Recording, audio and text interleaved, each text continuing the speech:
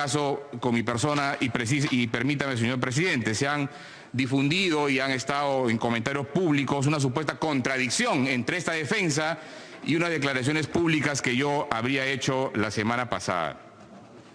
Felizmente el medio de comunicación se ha encargado de aclarar el día de ayer de que efectivamente yo opiné en el sentido de que esos hechos ameritan ser investigados, que esos hechos podrían dar lugar a alguna imputación delictiva. Eventualmente, de corroborarse, tendrían relevancia jurídico-penal, pero que en ningún caso esos hechos, tal y como los conocemos, tal y como se han presentado hasta el momento, pueden justificar, pueden ser la base fáctica de un procedimiento de vacancia por la causal de incapacidad moral permanente.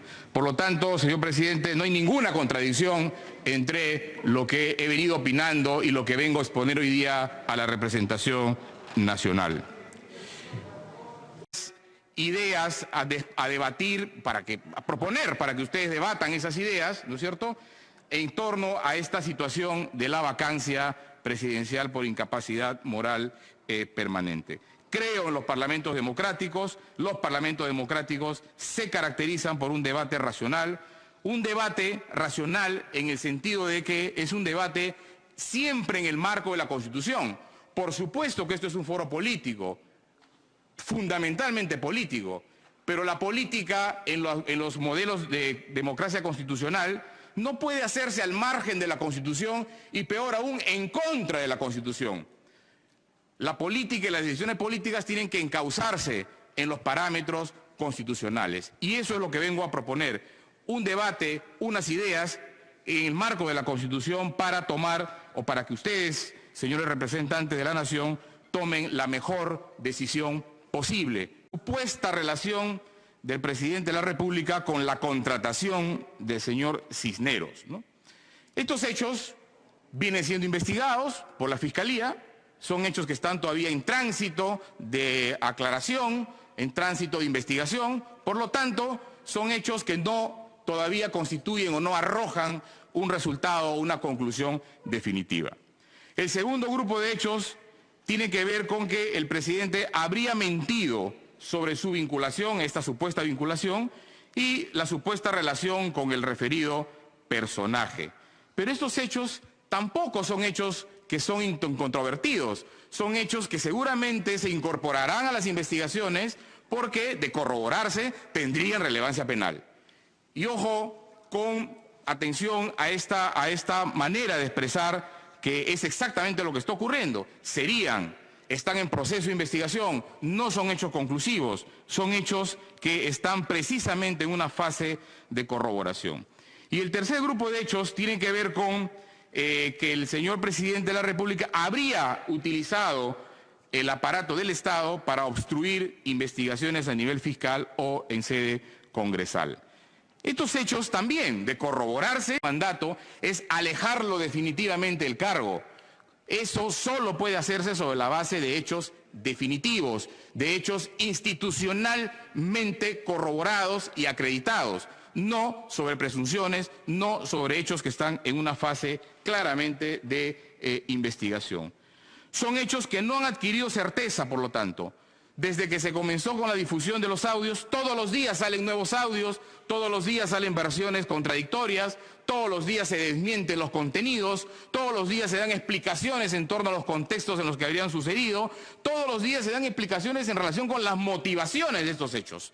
Eso es una prueba evidente que se trata entonces de hechos que no tienen certeza, son hechos absolutamente en una fase embrionaria de investigación y por lo tanto no pueden desencadenar decisiones institucionales, sobre todo de la gravedad como una vacancia, presuntivamente delictivos, ¿no? Es decir, ingresa a calificarlos como delitos o como hechos que podrían configurar delitos.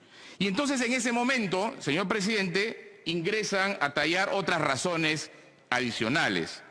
Porque el Congreso entonces, si la propia moción califica a esos hechos como delictivos, no podría avanzar más sobre esos hechos. Porque el Congreso de la República no investiga delitos. El Congreso de la República no tiene competencias constitucionales para investigar delitos, no es su naturaleza. más allá de la formalidad del reconocimiento o no de competencias constitucionales sobre la materia. No lo hace en el levantamiento de inmunidad, no lo hace en la acusación constitucional y tampoco investiga delitos en las comisiones investigadoras conforme al artículo 88 de la Constitución. En el levantamiento de inmunidad y en la acusación constitucional, lo que hace el Congreso es descartar motivaciones políticas en la persecución penal. Lo que hace el Congreso de la República es depurar las investigaciones ante el riesgo de la manipulación de la persecución penal para alterar la composición del Parlamento o para afectar su adecuado funcionamiento. Y en el caso de las comisiones investigadoras, investiga asuntos de interés público. Pero en el momento que detecta la eventual comisión de delitos, el Congreso de la República no puede avanzar más, no avanza más, de hecho, emite un informe y si es un funcionario del artículo 99, acusa constitucionalmente ante la Fiscalía de la Nación y la Fiscalía de la Nación proseguirá el procedimiento de investigación y eventualmente procesamiento judicial. Y si se trata de otros funcionarios no aforados del artículo 99 de la Constitución, República. Es más, señor presidente, si uno hace una comparación, por ejemplo, con las causales de pérdida del escaño en los parlamentarios, también hay un supuesto de comisión delictiva, ¿no? Pero requiere, ¿no es cierto?, sentencia firme a pena privativa de libertad efectiva por la comisión de delito doloso. Recién en ese caso es posible que un congresista pierda el escaño. En todos los casos previos o los actos previos, el congresista se le puede levantar la inmunidad, como a los otros funcionarios del 99 de la Constitución, se le puede suspender en el cargo, pero no se puede vacar, no se puede hacer perder la curul y tampoco se puede vacar al presidente de la República sobre una base fáctica embrionaria, presuntiva, no corroborada, dubitada.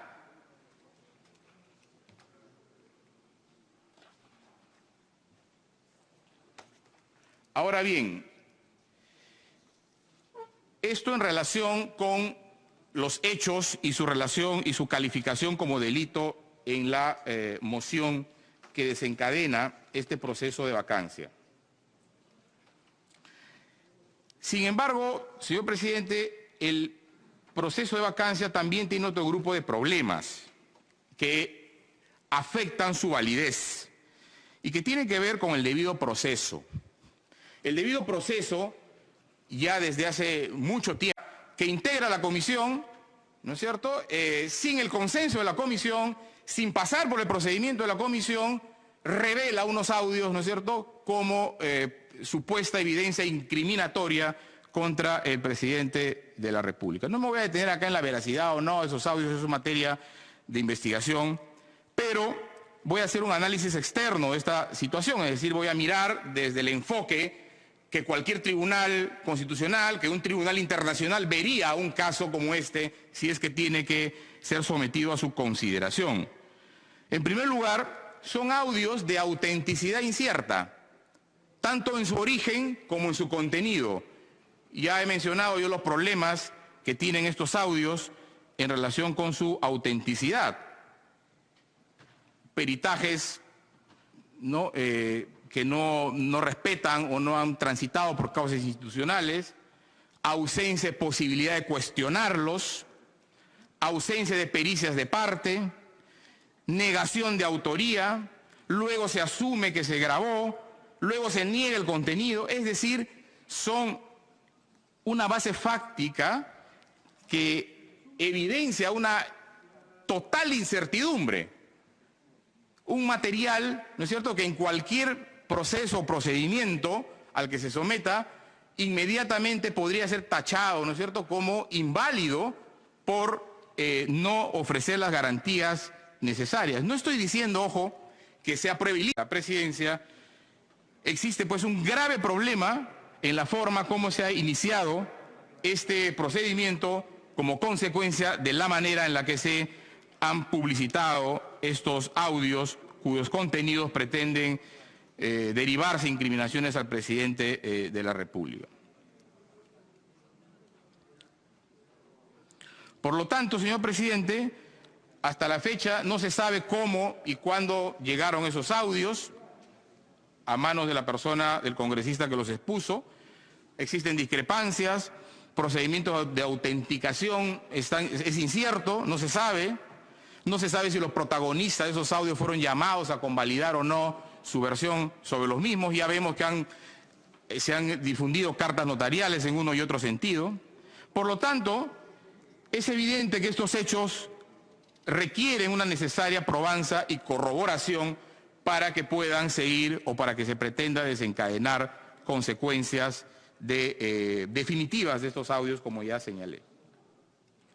En segundo lugar, señor presidente, hay otro problema que afecta, problema de debido proceso que afecta este procedimiento de vacancia presidencial.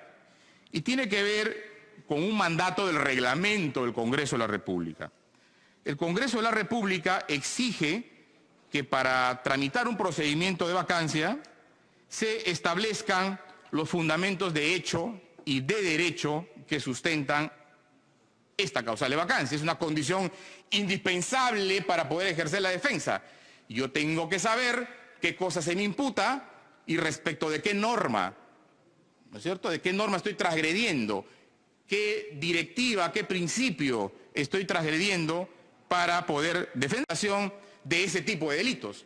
Habilita a vacar al presidente por un grupo de delitos cuando están probados, que son los del 117 de la Constitución política del Perú. Por lo tanto, señor presidente, es evidente que esta moción o este procedimiento de vacancia adolece pues de una mínima, elemental tipificación de esos hechos en lo que sería una causal de incapacidad moral permanente. Pero bueno, ya hemos escuchado también en el debate público y también en el Congreso de la República, y seguramente algún colega creativo me replicará y dirá, bueno, es que la incapacidad moral permanente no tiene que ver con delitos, o no necesariamente con delitos, sino que tiene que ver con un juicio de desvaloración moral hacia el presidente de la República. Bueno, entremos en ese terreno. No voy a venir a defender acá porque no lo creo que incapacidad moral permanente sea incapacidad mental únicamente, ¿no? Yo creo en la interpretación evolutiva de las constituciones porque eso permite darle vida a la Constitución y a las instituciones. Las constituciones van modificando en el sentido interpretativo de sus términos y eso permite que la institucionalidad funcione sin estar modificando la Constitución.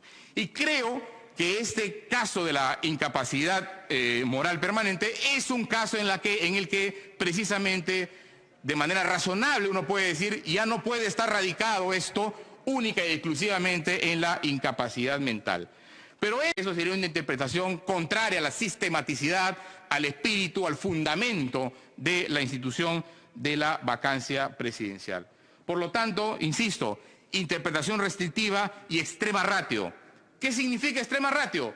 Que no existe ninguna otra posibilidad, ninguna otra salida institucional, ¿no es cierto?, sino únicamente la vacancia. Que las demás respuestas que la Constitución y el ordenamiento jurídico contempla para estos hechos no satisfacen, son absolutamente incapaces de solucionar el problema. Que la única y exclusiva solución es vacar al presidente de la República. Eso significa extrema ratio, eso es una interpretación restrictiva, esa es una interpretación sistemática interna del propio artículo constitucional si uno compara las demás situaciones de vacancia presidencial que están allí previstas. Por lo tanto, señor presidente, la causal de incapacidad moral permanente al presidente de la República debe cumplir otros requisitos que no están, insisto, desarrollados en la moción de orden del día que ha desencadenado este procedimiento de vacancia. Hechos indubitables, ¿no es cierto?, interpretación restrictiva y extrema ratio, ausencia de posibilidad institucional de tramitar estos hechos. Y ese supuesto no se da, por supuesto, porque como ya se ha dicho en el debate público, estos hechos ya vienen siendo investigados por la Fiscalía, por el Ministerio Público. El Ministerio Público ya radicó competencia. El Ministerio Público seguramente ampliará el ámbito de investigación con los nuevos hechos que se vayan conociendo, incorporará esa evidencia, continuará con las investigaciones.